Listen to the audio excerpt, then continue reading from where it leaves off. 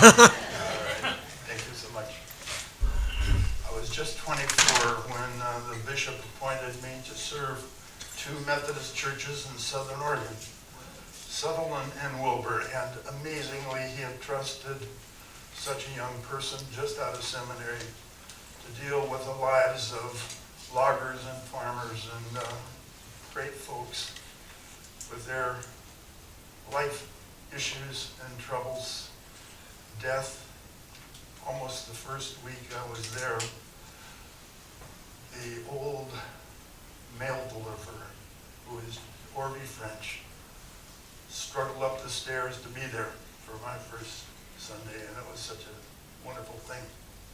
Orby died that week, and as the ambulance driver, who was also the undertaker, drove up, he said, "You're going to have to go tell Stella, his wife, because I can't bear to do that." So here I was, barely out of school. It was my very first experience of this kind. Went up the stairs, knocked on the door, and said, "Stella, I'm so sorry to have to tell you that Orby has died." And she said, "Oh, come in, such a thing that you've had to come and tell me this. Oh, sit down, won't you?" So in a sense, the experience of death was one that was shared in a way that I shall never forget. The end of life is with us all. We deny its outreach, but it's there. In fact, it's central in the news this week, interestingly. 79-year-old U.S. Supreme Court Judge Antonin Scalia died in his sleep. And he reminds us that no mortal, no matter how distinguished, will survive life on this earth. George Bernard Shaw astutely observed the statistics on death are quite impressive. 1 out of 1 people die. Yes. The Old Testament psalmist asked, "What man can live and never see death?" Now, the answer to that we know. As much as we might prefer to continue living, no man or woman shall escape. And that's a common point that defines our mortality. That's who we are. That's who we are. When I was young, I was aware theoretically of this fundamental truth. We all are. But it certainly didn't weigh heavily on my mind. Except that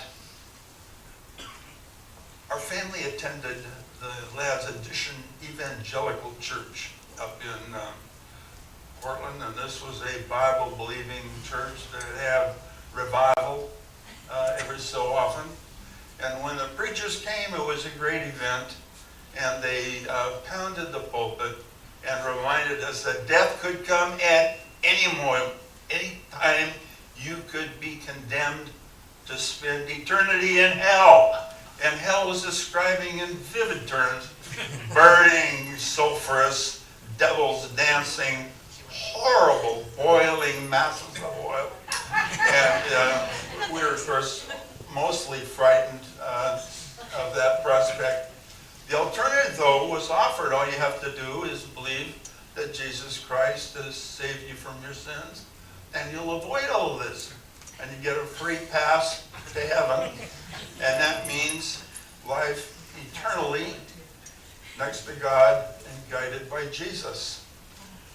Well, that seemed like a terribly attractive alternative. And not surprisingly, the revival preacher did have some affirmative response from time to time. Now, it's not my purpose today to in any way deny the validity of that position or to adopt it and urge you to treat it with favor. Many people find a great deal of comfort in that notion. And I've sometimes I just have to have my fingers crossed when I go to a memorial service, and we are reminded not to be so sad because we're all going to be with Uncle Charlie in a short time.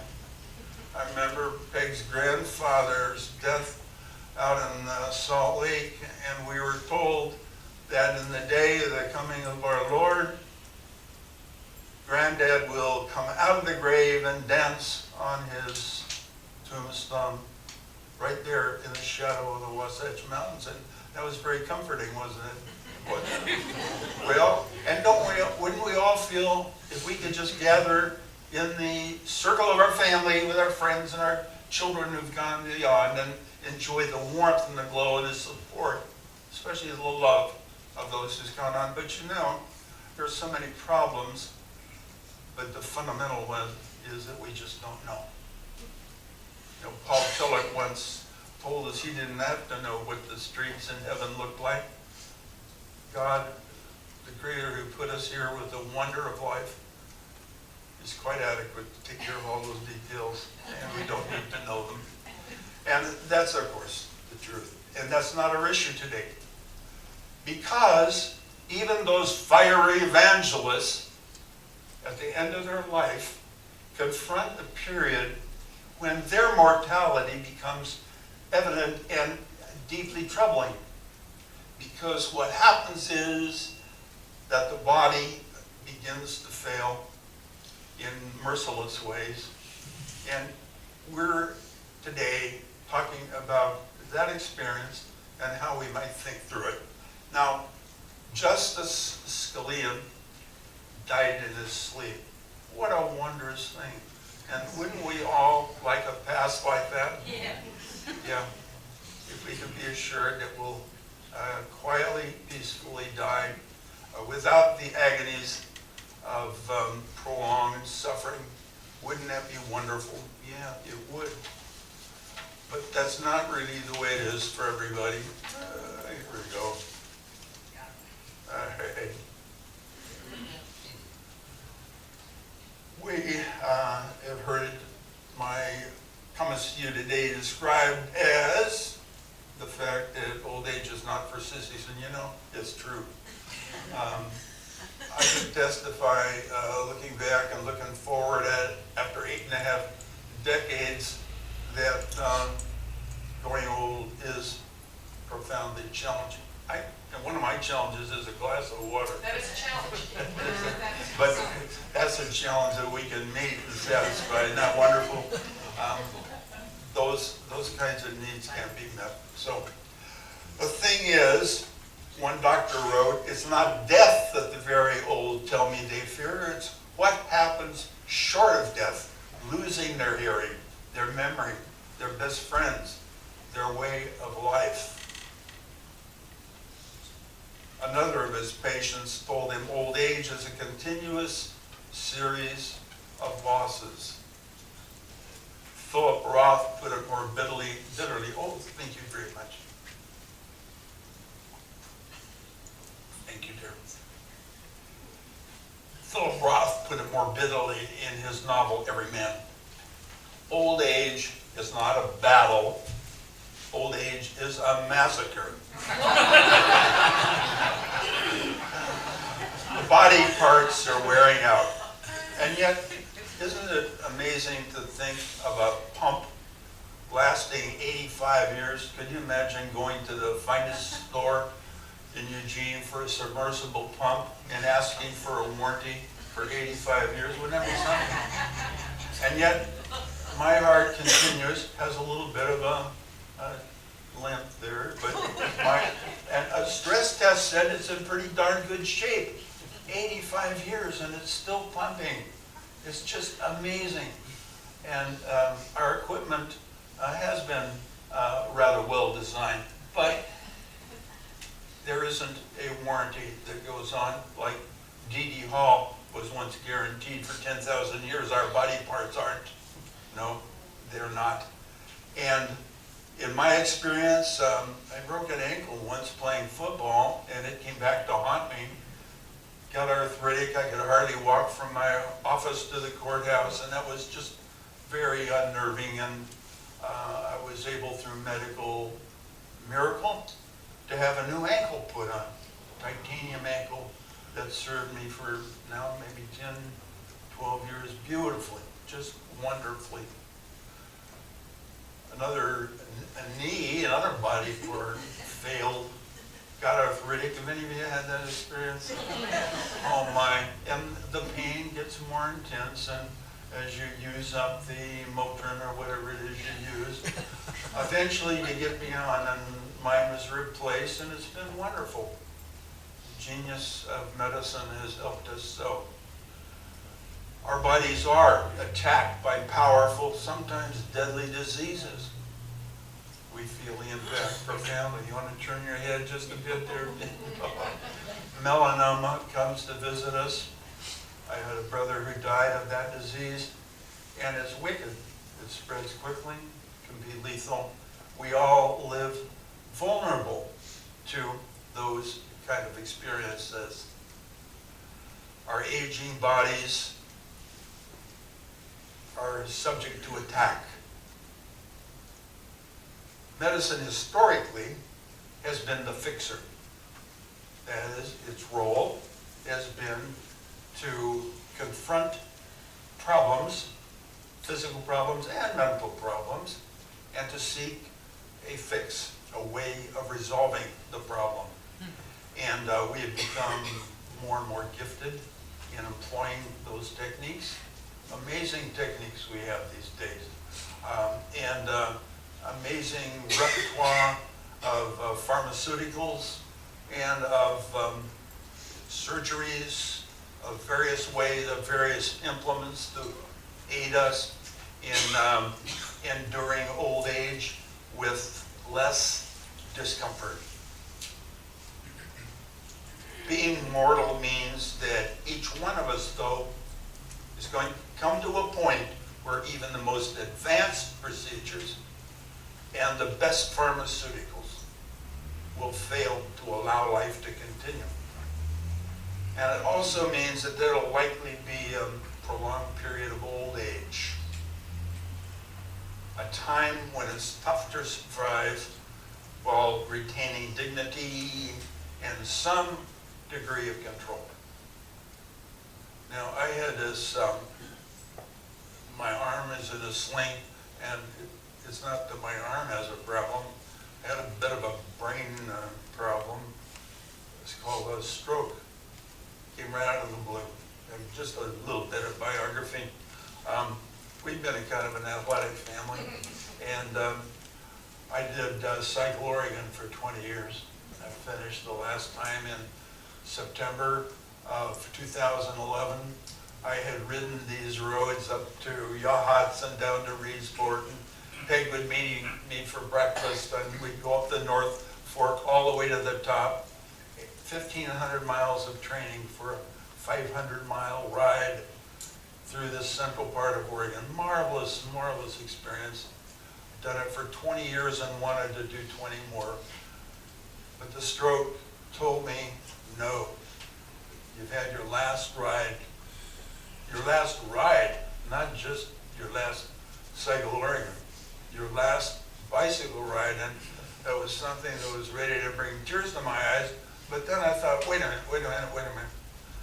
The last Cycle Oregon you did, I've never gone into a sag wagon, ever.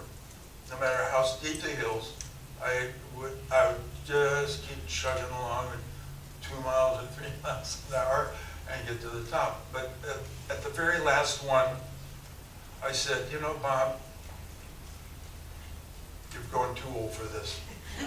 All these people say, on your left, on your left. The whole camp would go by. I'd see all 2,000 people. And I had the nice experience of being able to wave to each one. But finally, you say, you know, this is for younger folk. There might be things. And so I had to then remind myself, the stroke is not what's limiting you here. It's just that your age is creeping up on you. And it is going to limit you in doing other things.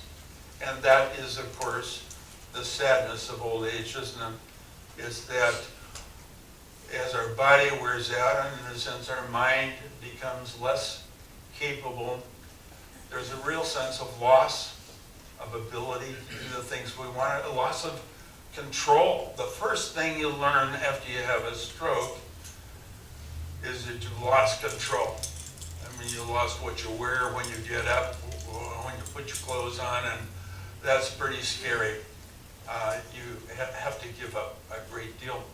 And you continue to have to give up because I can't do all these things that I'd really like to do.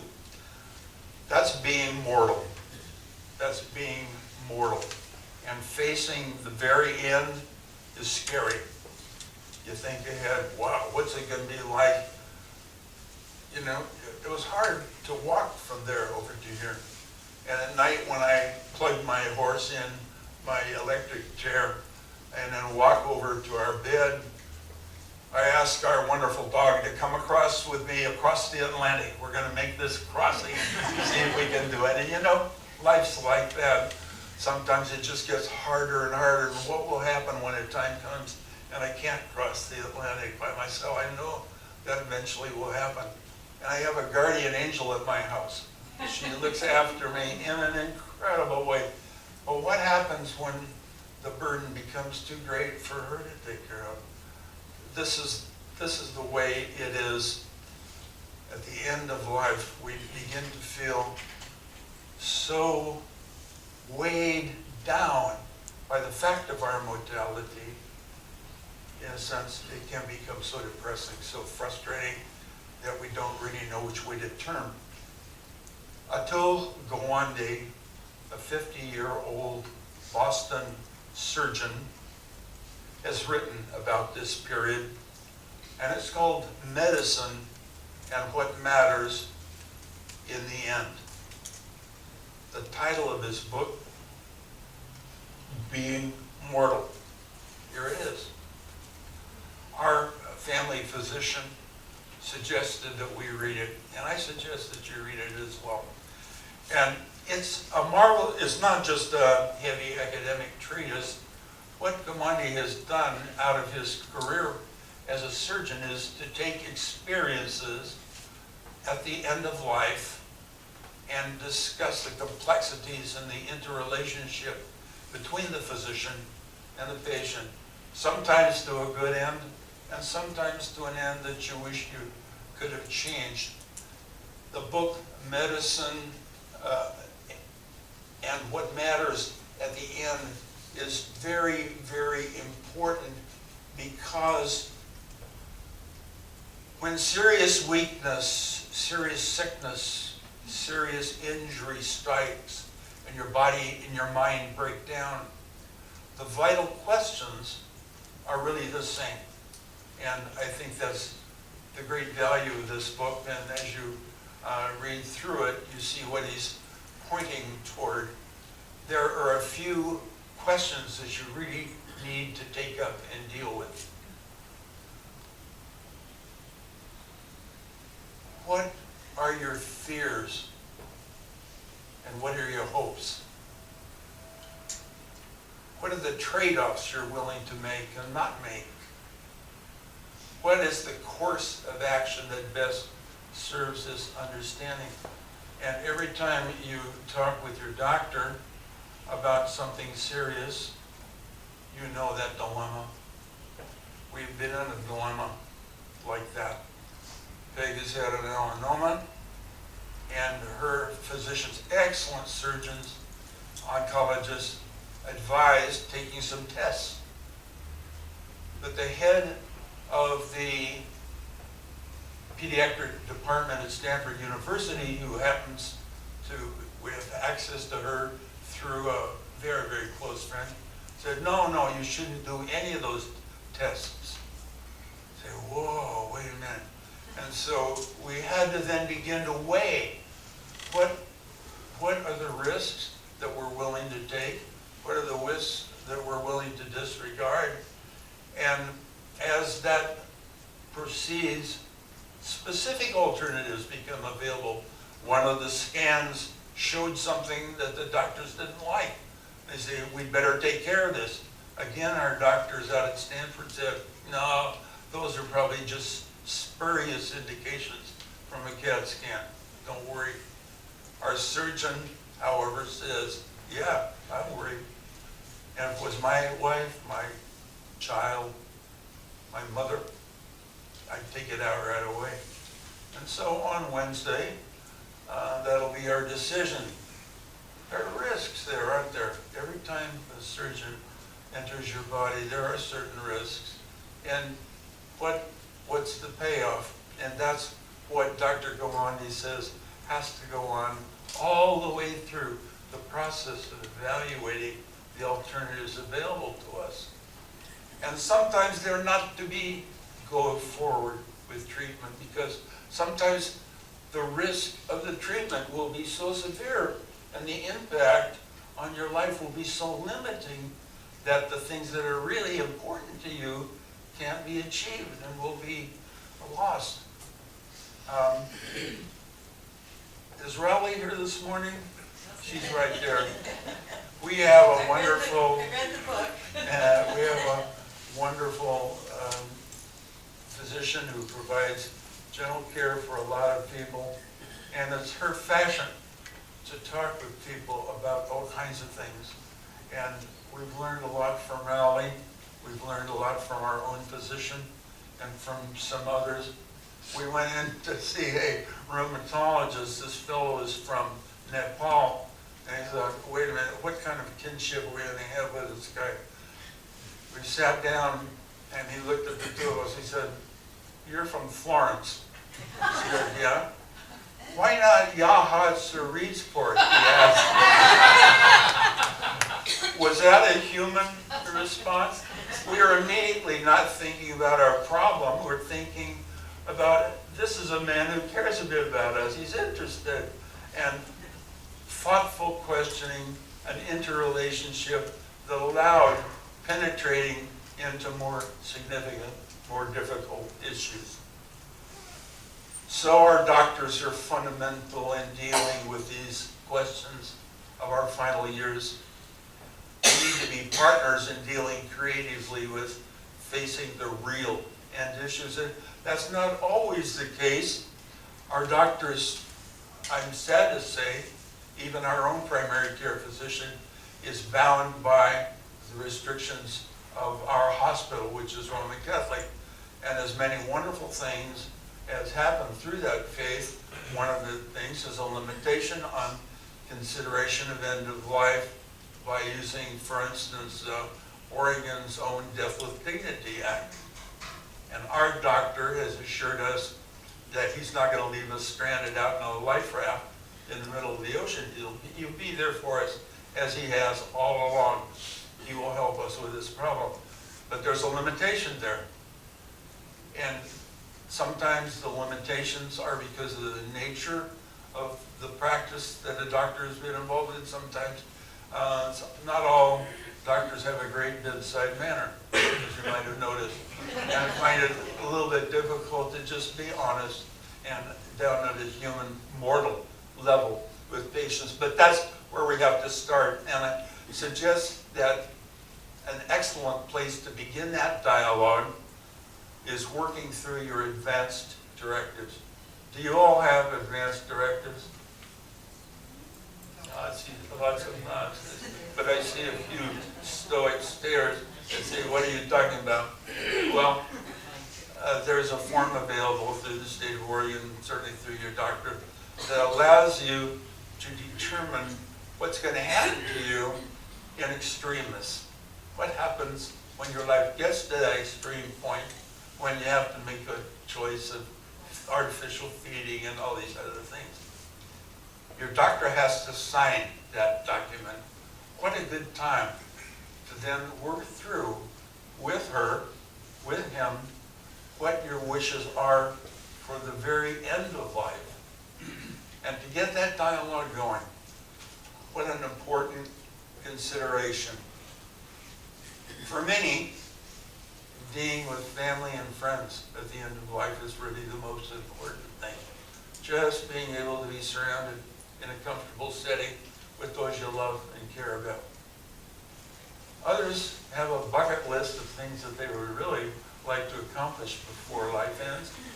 And it may be that even in a very terminal existence, there will be a few weeks, perhaps a month or two, some months, when you can go to Paris or go to South Africa or China, or maybe read a set of books or accomplish some goals that are important to you. So that's part of that end-of-life dialogue too, isn't it?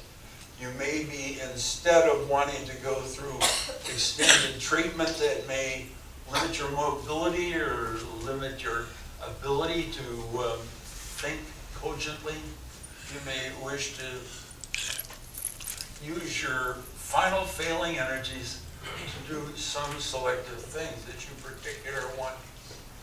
Now, being surrounded in an environment that treats the central fear of everyone at the end of life, which is the fear of pain,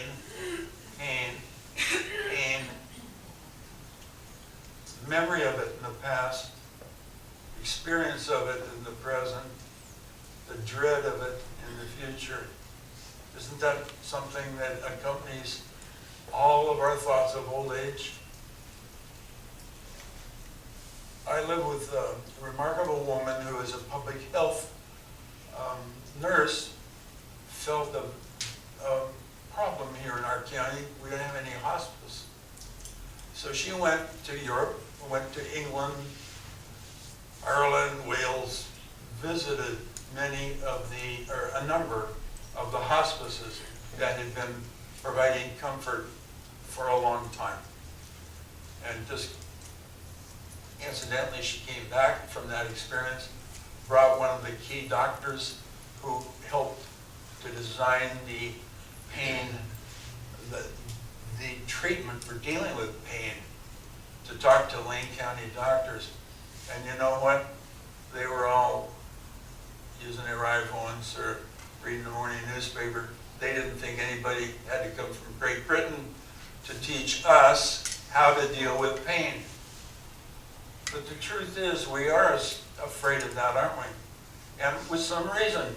You can overprescribe and people become addicted. But you know, at the very end of life, addiction really isn't so much of a problem.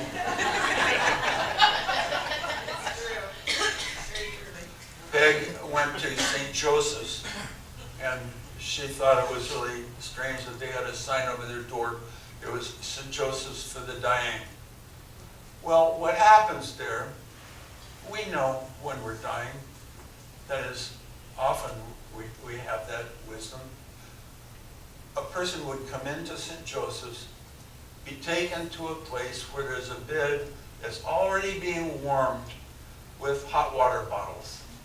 And as they're put into a comfortable setting with people who seem gracious, respectful, and thoughtful, they're said to them, "We are going to take care of your pain. We are going to take care of your pain." What could be more blessed words than those? Having care of that which we most dread makes it possible for the last period of life to be lived with grace and dignity, and with the ability to highlight those things that are most important to you. And of course, that's consistent with our own law in Oregon, which is at the very extreme, when these burdens become too heavy, when our physicians can no longer provide relief, either from the pain or the circumstances. We have a death with dignity law that has worked so very well, has been copied now by some other states. It provides a way at the very end of life to preserve the dignity of your choice.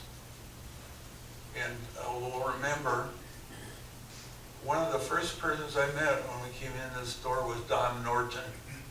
And Don was with a whole group for years out on the corner, raising a sign for peace and support our schools and other things.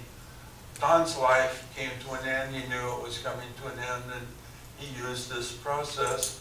And at the very end, he had his friends come in and spend some time with it. And each of us had a chance to go in and sit with Don and talk about what was really important in life. And then his life ended that night at his own will, with his own involvement, but peacefully and quietly, and without the trauma that was absolutely certain to have come without that. For everything, there is a season, a time to be born, and a time to die. That's the wisdom of Ecclesiastes. But it's also true that each day we live is a precious gift, including those at the very end. And that, I think, is very, very close to the heart of our faith. And it's the final thing I want to say to you, is to take each day as such a gift and live it fully with all of the help that's available around us. Thank you.